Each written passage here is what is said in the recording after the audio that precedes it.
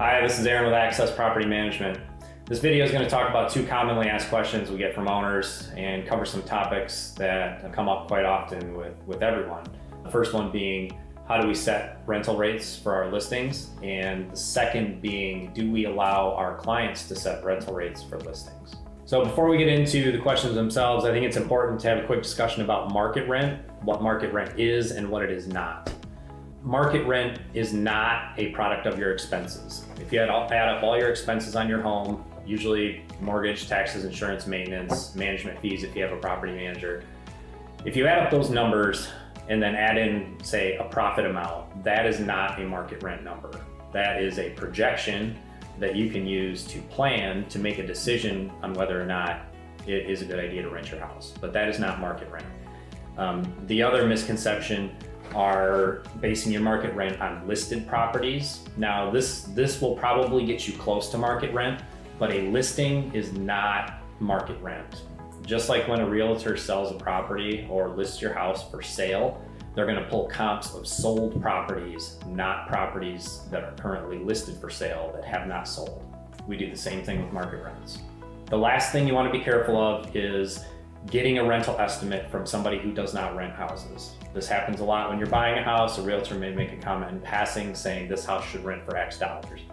If you trust this person and they have experience renting houses, then it might be okay, but it's always a good idea to get an opinion from someone who actually rents houses on a daily basis and understands the rental market. So what is market rent? We've talked about what it's not. What is it? Market rent is a signed lease with a rental amount. Ultimately, the market is going to determine what the market rent is for your house. So if you have a signed lease with a paying tenant, that is going to be the best indicator of what market rent is. Market rent will also change with the seasons and with time. Obviously, the real estate market ebbs and flows, and seasons in Michigan also have a pretty big impact on market rent. You're going to see higher rents in the spring and the summer, and you're going to see lower rents in the fall, around the holidays, and throughout the winter period. Comparable listings with market rent are only a starting point. So that kind of leads us into the first question. How do we at Access determine market rents? Well, we look at a couple things. We do look at active listings. As I said before, those will get you in the ballpark. The second thing we look at are properties that we currently manage or have managed in the past, and we look at the lease rates we've actually achieved with those. These are actually the best indicators. So if we can find a property that is close to the location of your property and close to the same amenities, bedrooms, bathrooms, square footage, etc., then that is going to be the best indicator of what the market rent is for your property. Once a property is listed, we will make rental adjustments about every 7 to 10 days, usually weekly, but sometimes we wait a little longer, if there's a holiday or a long weekend or whatever. But usually we'll keep those prices moving down depending on how many phone calls we get, whether or not we're getting applications, whether or not we're getting showings. If all of these three things are very low and we don't think that we're getting enough of that good interest that generates applications, then we're going to drop the price a little bit to keep the listing fresh and to keep it at the top of people's minds. Because every time we do that update, it's going to push it back to the top of the list so people keep seeing it. So do we allow owners to set the price of our rental listings? The short answer is no, we don't. Now, if we get into a situation where we're having a discussion about listing your property, or maybe you haven't signed up yet, and we feel that the rent is going to come in at a certain number and that's below what you need to make this a profitable venture, then maybe you consider doing something else with the house. Obviously, it's always a good idea to understand these numbers before you get to this point. So again, it's really good to do that financial homework before you either buy the house or make that decision to rent it, just to keep yourself in a good position. So problems that arise with listing a property too high, which is obviously vacancy. The house is going to sit vacant much longer if it's priced too high than it would be had it been priced appropriately to begin with. If you're sitting vacant for more than a month in the summertime, you're probably too high.